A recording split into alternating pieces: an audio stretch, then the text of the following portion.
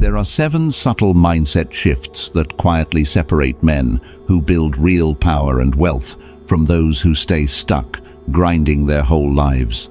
And I'm not saying this to hype you up. I'm saying it because I've seen it play out again and again. If you don't just understand these shifts intellectually, but actually live them, they will change the direction of your life. But I'll be honest with you up front, if you're not already operating at a high level, some of this might irritate you. That's not a problem. That's the signal. A while back, I heard a simple rule about mastering anything. If someone is doing what you want to do, don't copy their surface behavior. Copy 3 things. First, their beliefs, what they assume is possible. Second, their mental order, how they sequence decisions in their mind. And third, their posture, the way they carry themselves under pressure. This video is about the first layer, belief. Because if your beliefs are off, your actions won't matter. And let's be real, if these ideas already fully made sense to you, your results would already reflect that. Growth doesn't come from agreement. Growth comes from friction. Machiavelli understood this 500 years ago. If he walked into a modern co-working space today, he saw a room full of men staring at laptops, grinding 1-2-hour days, posting motivational quotes between Zoom calls. He wouldn't be confused. He'd be amused. Because he'd instantly recognize something most people refuse to see. They're moving without direction, busy without strategy, exhausted without progress. He saw the same thing in Florence. Men mistaking activity for advancement. The century changed. The mistake didn't. So, if something here challenges you, that's where the work starts. Machiavelli once said, "Men rarely change unless discomfort forces them to, because habit feels safer than truth." But comfort doesn't protect you. It just makes the decline feel smooth. The change starts with how you view yourself. Shift 1. The inversion of identity. This one completely changed how I see life, money, and power. You've probably heard it before, that's the danger. People hear it, repeat it, but never actually change their behavior. The idea is simple: be, do, have. Most people live it backwards. They think if they have something, then they can do something, and then finally, they'll be someone. But it doesn't work like that. Here's the reality. You cannot do your way into becoming someone you are not, and you cannot have what your identity cannot sustain. Machiavelli saw this clearly. Men tried to take power before becoming the kind of man who could hold it, and it always ended the same way: collapse, betrayal, or loss. Everything in life operates within constraints. Time is a constraint. Energy is a constraint. Space is a constraint. Anything worth becoming takes time. Anything worth building needs space. Anything worth maintaining requires effort. But most men try to rush the process, while refusing to change themselves inside the process. That's the mistake. The people at the top understand something early. Creation comes before possession. Identity comes before reward. Power follows alignment, not urgency. If you feel empty, restless, or stuck, it's usually not because you lack opportunity. It's because you're not creating anything that reflects who you could become. And the moment you decide to build something real, resistance shows up. Problems multiply, friction increases, obstacles appear. That's not a sign you're doing something wrong. That's proof you've stepped into reality. Because everything tends toward chaos. If you leave something alone, it decays. Order requires effort, intention, consistency. Machiavelli said fortune favors the bold. But people always leave out the second part. Only the disciplined survive what comes after. This is where most men quit. They try something for a few weeks, maybe a few months, and when results don't show up, they assume it's not working. What they don't understand is this. In the early stages of anything meaningful, results are invisible. Feedback is delayed. Recognition comes last. I know this because I lived it. There was a period, almost 2 years, where I was building something I believed in, and the world gave me nothing back. No money, no validation, no recognition, just silence. And every morning, I had to make a decision. Do I keep going based on who I'm becoming? Or do I stop because there's no evidence yet? That gap between identity and results is where most people break. Not because they lack talent, but because they don't have patience with themselves. And here's something most people get wrong. When you see someone successful, you assume their money reflects what they're doing right now. It doesn't. Wealth is usually delayed compensation. It's payment for years, sometimes decades of work that didn't pay anything except growth. This is where entitlement quietly kills ambition. People want results early without becoming the person required to sustain them. The men who rise value time more than money. The men who stay stuck obsess over money and waste time without realizing it. That single inversion explains more than talent ever will. Short-term thinking clings to cash. Strategic thinking protects time. And once you really understand this, everything starts to shift. Because after identity comes a harder question.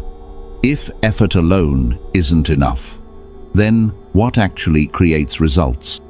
Before we go deeper, I want you to pause and think about something. Not just hear it, actually sit with it. Ask yourself, what identity have I been performing?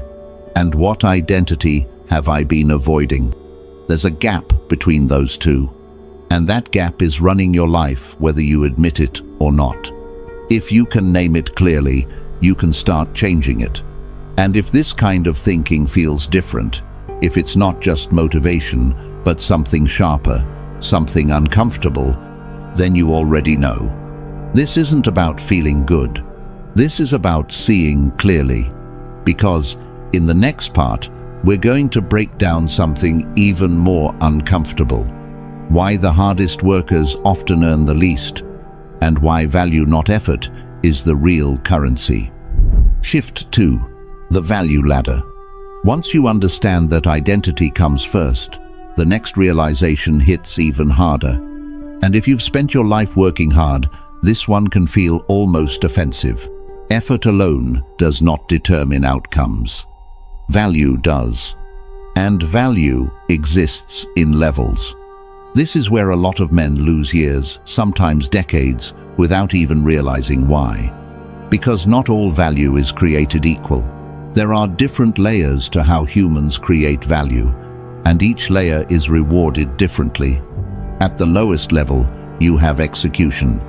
This is where you trade your time, your energy, your physical effort to get a task done. You show up, you work, you repeat. It's honest work. It's necessary work. Society depends on it. But it has a ceiling. No matter how hard you push your body, there are only so many hours in a day, and eventually, your energy runs out. Think about the guy pouring concrete at 6 a.m. Nobody works harder than him, but his income is tied directly to one thing, whether he shows up. If he stops working, the money stops. That's execution. It's respectable, but it's capped. Above that is coordination. This is where you stop doing everything yourself and start organizing people, systems, and processes. Managers operate here. Team leaders operate here. And here's where people start getting uncomfortable. The person coordinating often earns more than the person doing the physical work. Even if the physical work feels harder, that's not unfair. That's leverage. Machiavelli understood this clearly. Power doesn't belong to the strongest. It belongs to the one who directs strength. And I'll be honest, this was hard for me to accept, because I was that guy. Working harder than my manager, earning less. And I told myself the same story most people do. This isn't fair. And it felt true. But it wasn't complete. What I didn't understand was this. I was being paid for output. He was being paid for decisions. And One good decision before lunch could be worth more than my entire week of effort. That realization didn't make me bitter. It made me strategic. But even coordination has limits. You can only manage so many people before things get messy. That's why a lot of managers hit a ceiling. They're still too close to the work. The next level is where things really change. Communication. At this level, you're no longer trading time or managing people. You're moving people. With ideas, with words, with influence. You shape perception. You frame reality. And this is where money starts to scale. Think about a deal closing in a boardroom. A few sentences, a conversation, a handshake. And in that moment, more value is created than hundreds of people could produce physically in a year. That's not an exaggeration. That's how real money moves. The person in that room didn't lift anything, but they moved everything.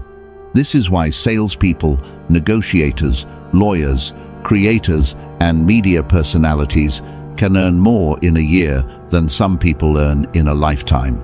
Not because they work harder, but because their decisions and words influence massive outcomes.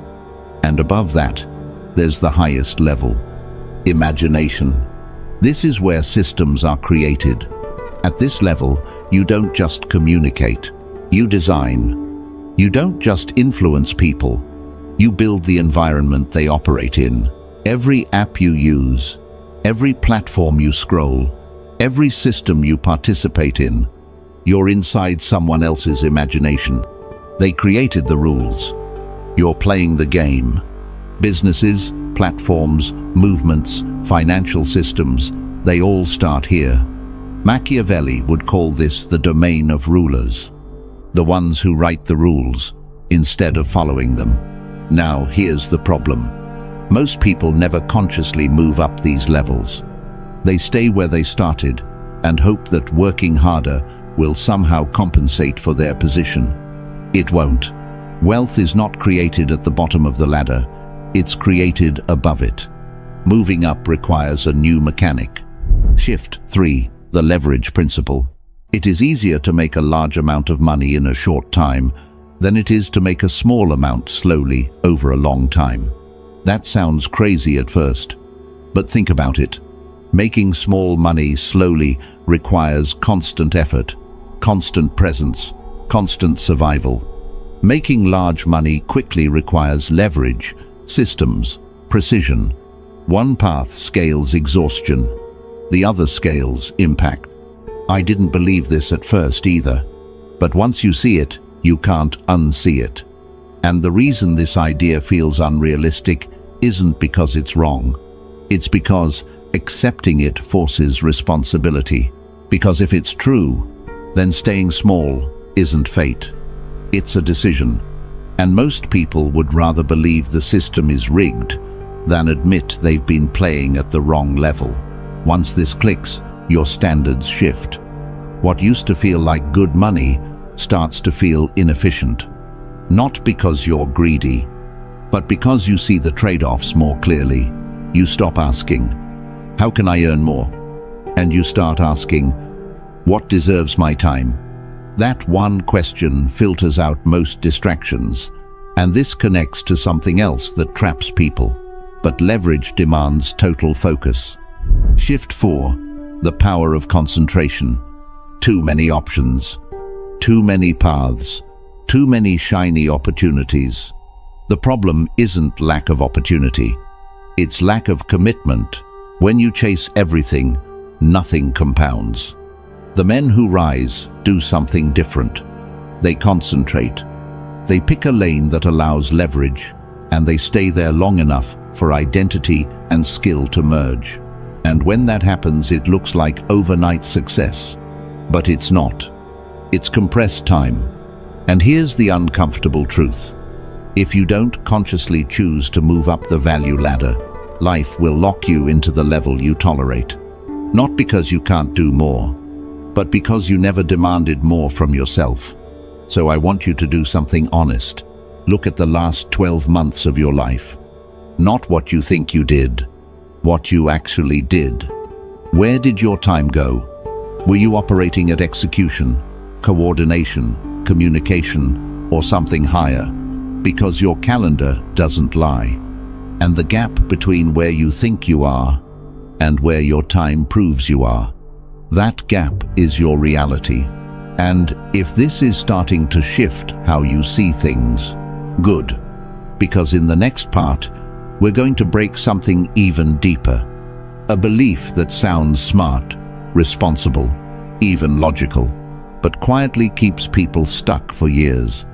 The idea that things are too expensive, and why that one sentence shuts down more potential than almost anything else. Once you start understanding value and leverage, another belief begins to fall apart. Which brings us to the lie of comfort. Shift 5, capacity over cost. And this one is dangerous because on the surface it sounds smart, responsible, even rational. The belief is simple. Things are too expensive. You've probably said it more times than you can count. And every time you say it, you shut something down without realizing it. Here's the truth. Nothing is expensive. Things cost what they cost.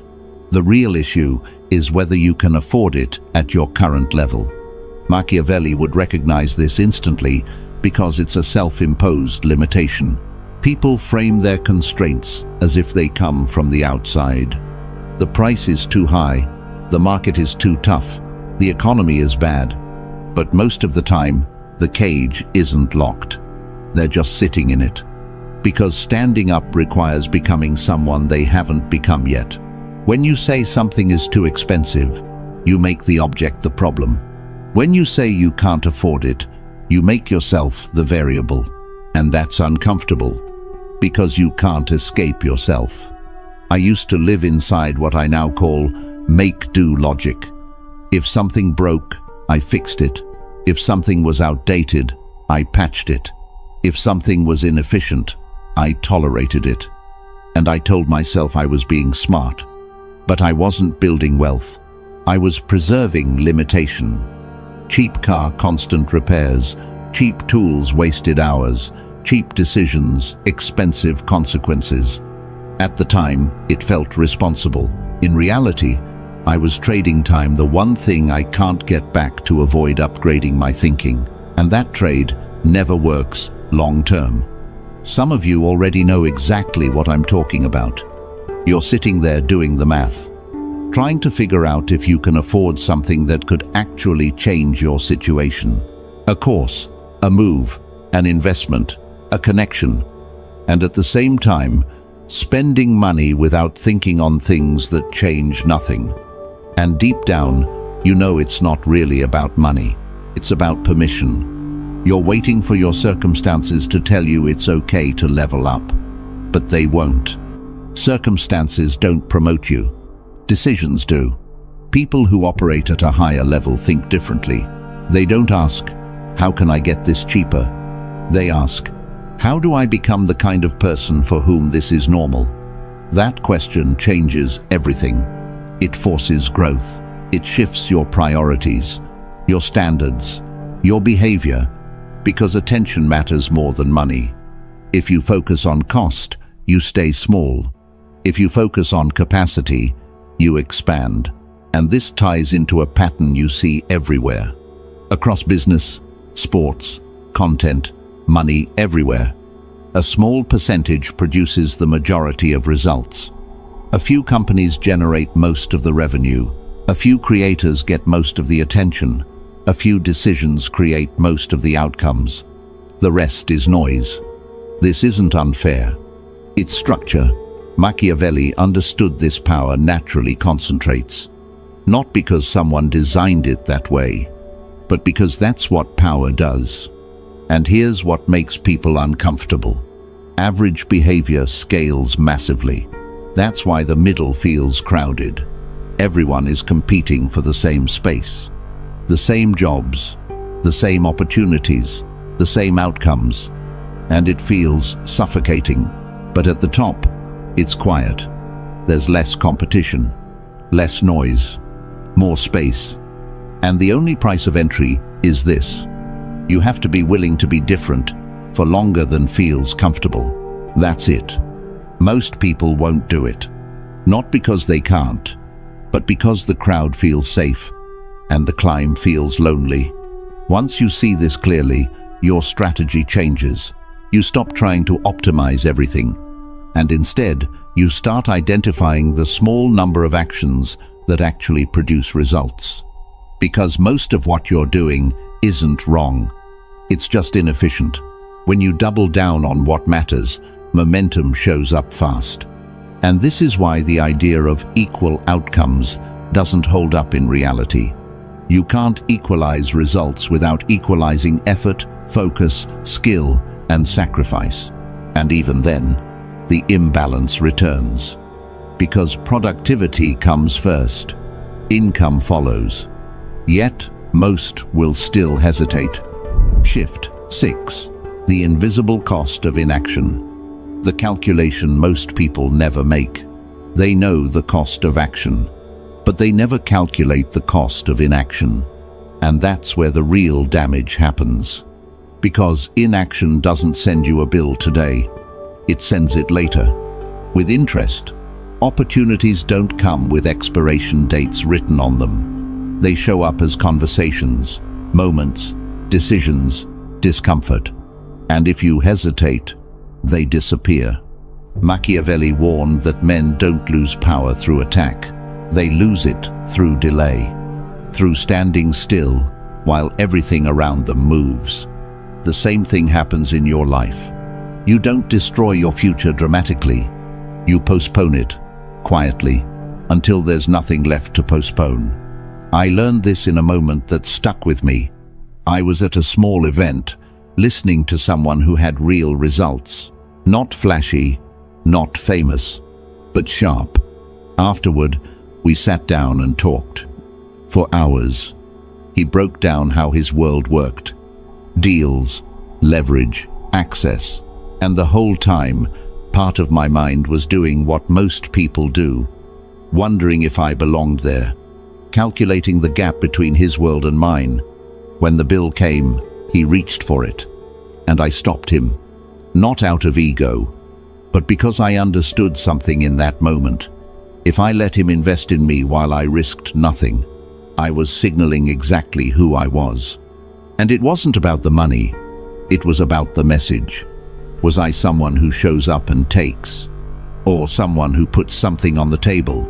Later, he told me that moment determined whether he would ever open doors for me. That's how life tests you. Quietly.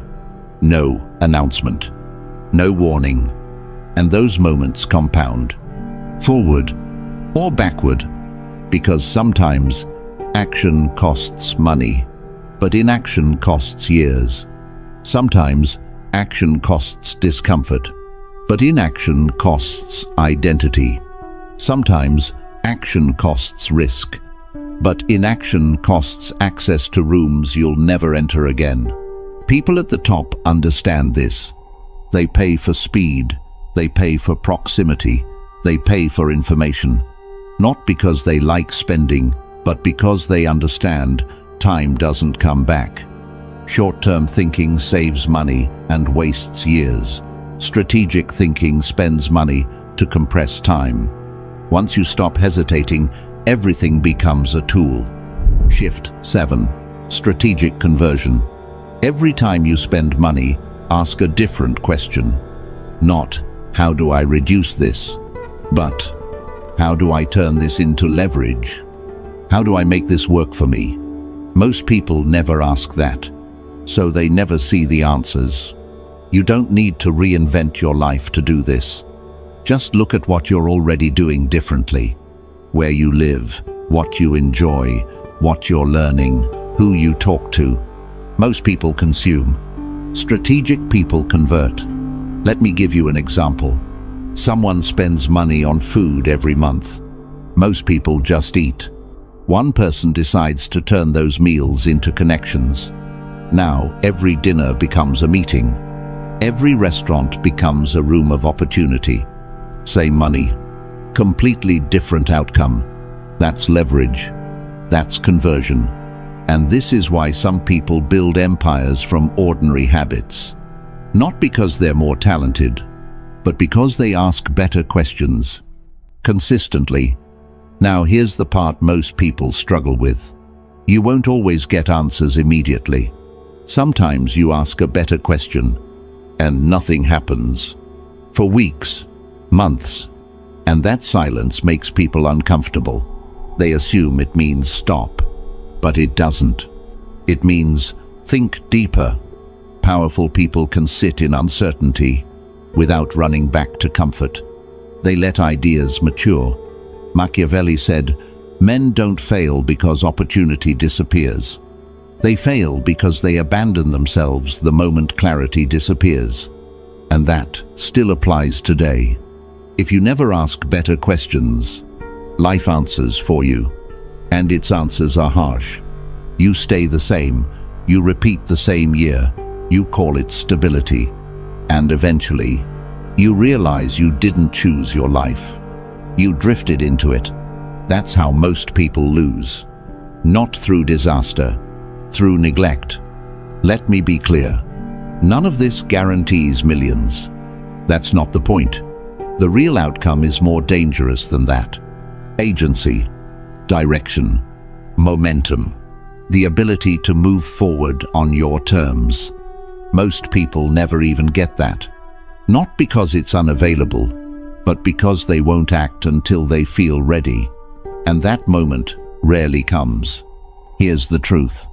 Inaction feels cheap today because it charges you later in lost time, lost confidence, lost opportunities. And one day, you feel it. When you see someone living a life you once told yourself you'd have. That's the bill. And it always comes. Delay is quiet. It feels responsible, but it's one of the most reliable paths to regret. So here's where I leave you, not with motivation, not with comfort, but with a question. Where in your life are you carefully calculating the cost of moving forward, while ignoring what staying the same is already costing you? You don't need a long answer, just one thing, one decision, one door, one move. Because that level of honesty alone is already more than most people are willing to face. And in the end, the men who rise aren't smarter. They aren't luckier. They just act, while everyone else is still waiting to feel ready. If this shifted the way you see yourself even a little, then don't stop here. Because what you've heard in this video is only the surface. There are deeper layers to psychology, influence, and wealth that simply can't be explored fully in one video. Not because they don't exist, but because most people aren't ready to hear them. That's why most stay average. If you're not one of them, then subscribe. Because every video here is designed to sharpen your mindset, increase your value, and separate you from the crowd. No fluff, no noise, just strategy. Most people will watch this and move on. A few will stay and change. Decide which one you are.